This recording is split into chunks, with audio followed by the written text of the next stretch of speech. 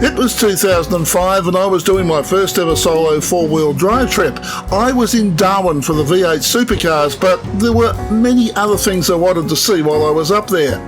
I found myself at the relatively new railway station, and then the Charles Darwin National Park, before experiencing what Darwin people do on Territory Day, whatever that is. And yes, I went to the Supercars. I mean, that's why I was up there in the first place. You've just done 3,000 odd kilometres on a train and you've arrived in Darwin, and this is where you get off.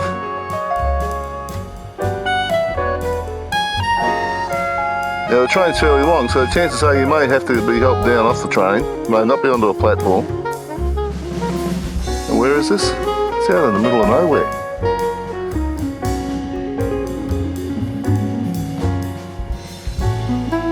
Absolutely amazing. All that money, all that hype on a train, all that money to be spent on fares and all the rest of it, and to land out here in the middle of nowhere. The GAN, luggage check-in. Interesting. The GAN, reservations and ticket collection. Gold kangaroo services and the red kangaroo services. And then you've got a luxurious waiting room, of course, while you're waiting to get onto the train. Well, there is that one in there, of course. It's an air-conditioned waiting room.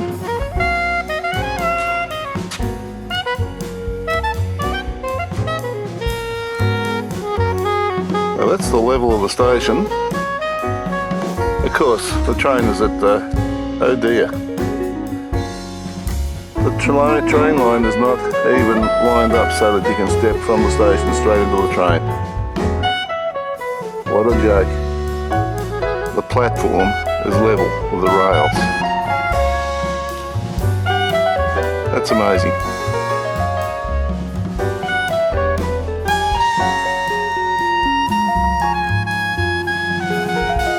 Absolutely amazing. I've been told about it, but I somehow didn't believe it. There's this rock sculpture of a turtle or a tortoise. Doesn't he look forlorn?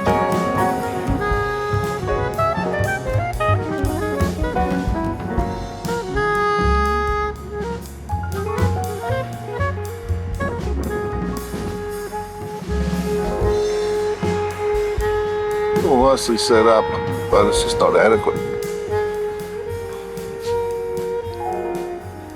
The train comes in once a week all through the year, twice a week between January and July. Okay, this is the site of the East Arm flying boat base during the Second World War here in Darwin. It's now a harbour facility, just around the corner, but we're not allowed to go. However, it's also a boat slipway point here that people can put their boats in and out of the water. And across there, oil tank facilities.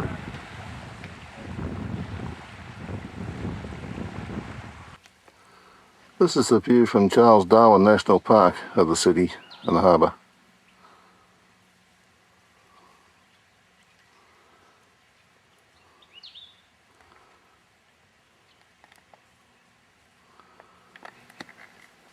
But from the lookout, this is just some of the picnic area.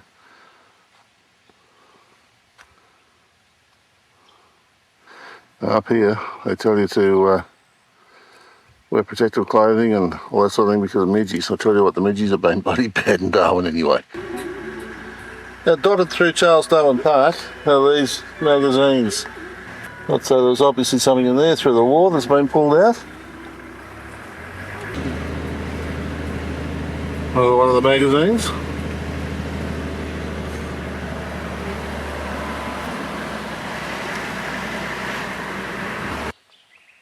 Now this is what is called an Armco magazine. They actually built the shelter and they put the dirt and stuff over the top of it and made it look like natural landscape.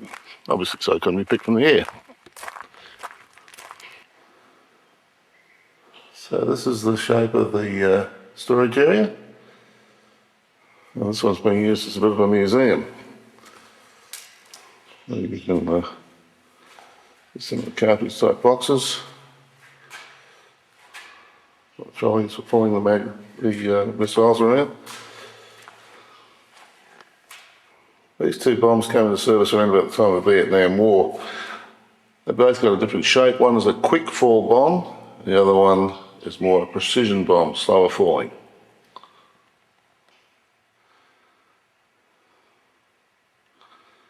Information about working with explosives, explosive magazines, boxes.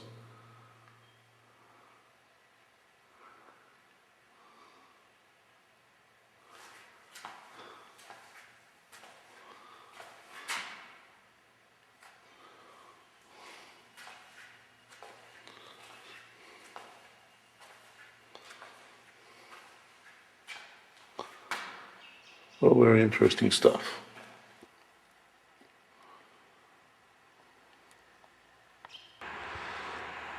Well, this is Lee Point, and this is at the top end of the Casuarina Reserve. It's a beautiful day out here today. This is actually a dog walking beach, and horses and things. Now that's looking back towards where we showed you last time. That's back towards the nude beach and the other, and the West Point. I think it's called West Point. People obviously come down here and picnic, light fires on the beach. People do swim in Darwin, it seems, but the major problem is stingers. So as a result, they swim in proper swimming pools.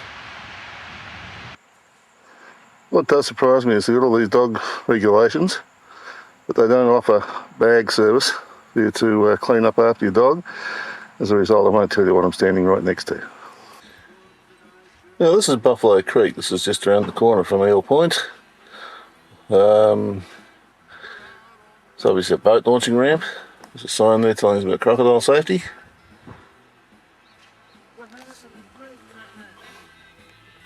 It obviously enters the ocean just over there somewhere.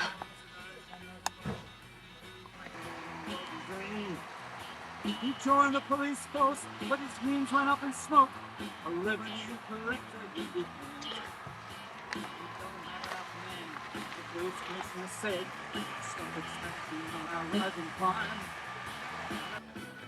Somehow this guy is stuffed up getting his boat into the water. He's got it that far. You can't get any further.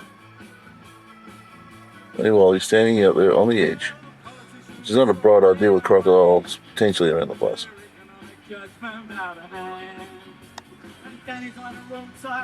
Thought he was a cop. His state is just a revenue man. Well, the politicians throw away our money. Their economic judgment out of hand. And that is on the wrong side. He's just not too sure what to do.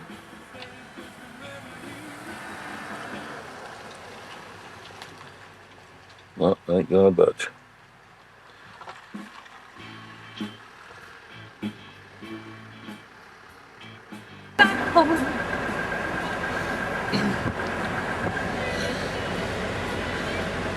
Seems to be fairly typical of Darwin in that all the houses have got these palm trees and things going around. There's lawn, well, there's this fairly humid sort of climate up here, but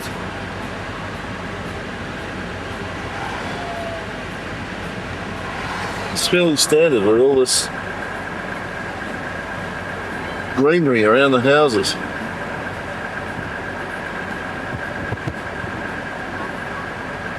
Some kept really well, some kept not quite so well. It's also interesting that a lot of houses up here have tall fences around them. Fences of one sort or another. And the same thing down in Catherine. It's a different suburb, the same thing, same phenomenon. Fences. The last suburb was Leanya.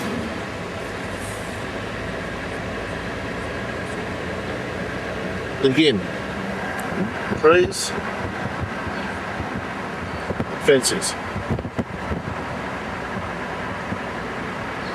The suburb we're in now is Karama, which is a couple of suburbs over, so seems to be fairly standard. The odd one without a fence around it, but most of them got these tallish fences.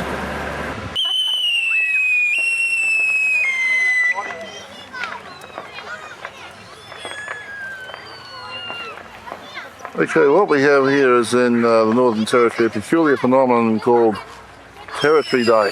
And for some reason or other on Territory Day you're allowed to go out and buy all these fireworks and let them off, and then at midnight, once it's all over, they're illegal again.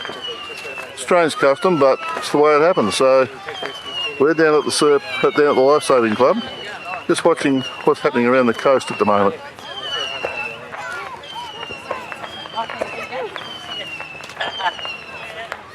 They're happening everywhere.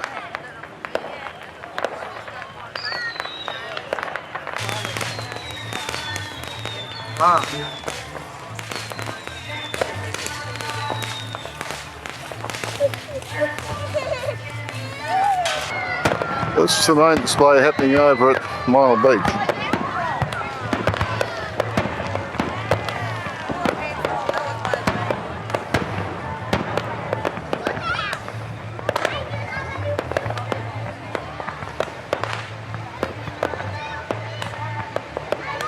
Apparently an extravaganza with over $70,000 worth of fireworks, so to speak. Here we got family groups all gathered around fires, all enjoying the evening. Because while the main fireworks display is going on, people letting their own firecrackers off all over the place. Like that one.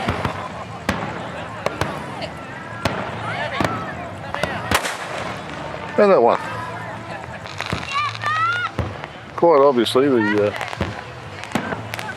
tide is out because where I'm standing was well and truly underwater when I was here not so long ago.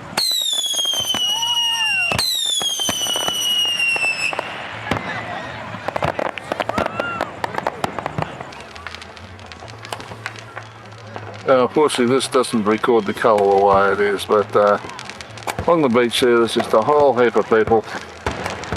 They're all just sitting here thoroughly enjoying themselves, watching the fireworks, using their own fireworks.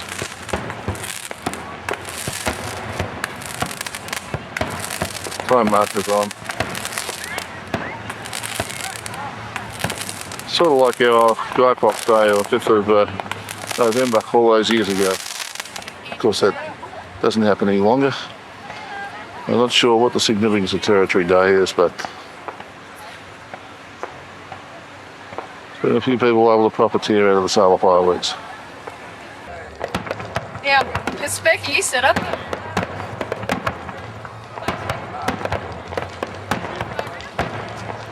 See the fireworks reflected in the water there.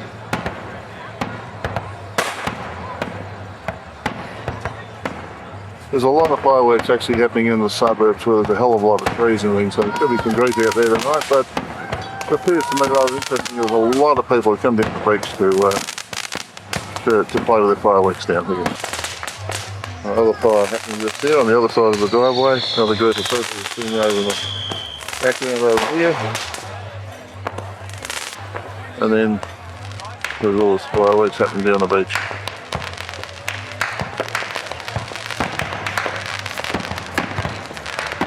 Around towards the West Point area.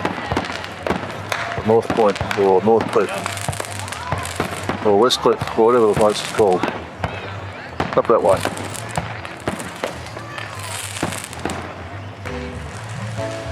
Meanwhile at the ski club there's a little outdoor area where there's a little band grooving along here. And Sunday night I've been being invited here by Stretch, who's a Hammond player who was introduced to by Kevin Jamison, and he said come along and sit in on a set. So who knows, Saturday night I might even get to have a little bit of a play. Again, I might not. It's 8 o'clock on a Friday night and it's Territory night. and it's very quiet in town. This is the main street in Darwin.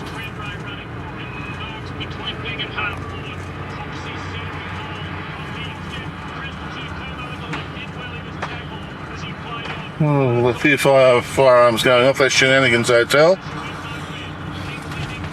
Irish pub.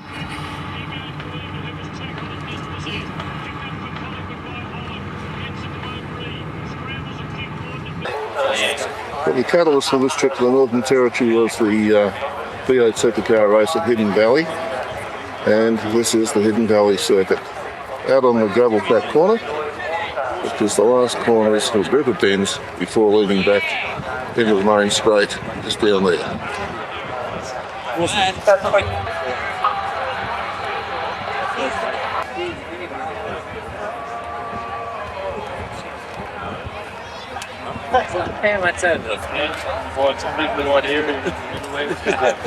Something the organisers do here that can be done at Perth is put up some cover, shade for the punters.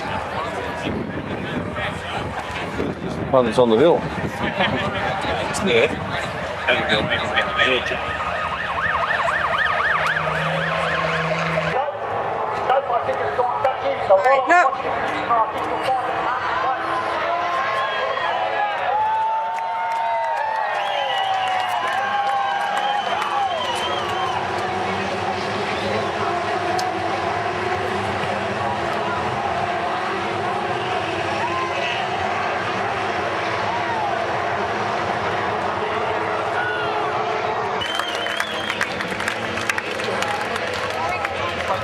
So there's the end of the first race here in Darwin. Okay, this is what Hidden Valley Racecourse looks like at 5:10 in the morning. We're almost as stupid here as what we are in the west. Almost. They open the gates at 5 o'clock though. Managed to secure a seat actually in amongst Ford Alley, as it turns out. And how about this? You'd never see a Holden person doing this. The Ford person actually helping. Someone put a Holden flag up.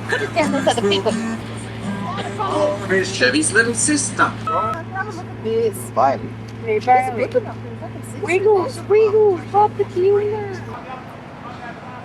Now, how's this for a step up? Here we go. Forklift, building, fence line, and they've jammed it. Well and truly.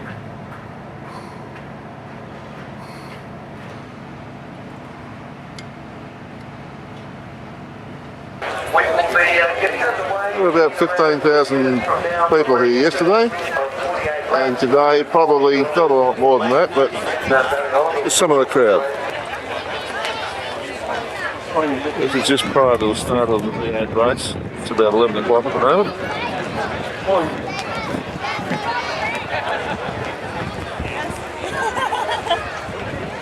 And how'd you like to be the boy up there?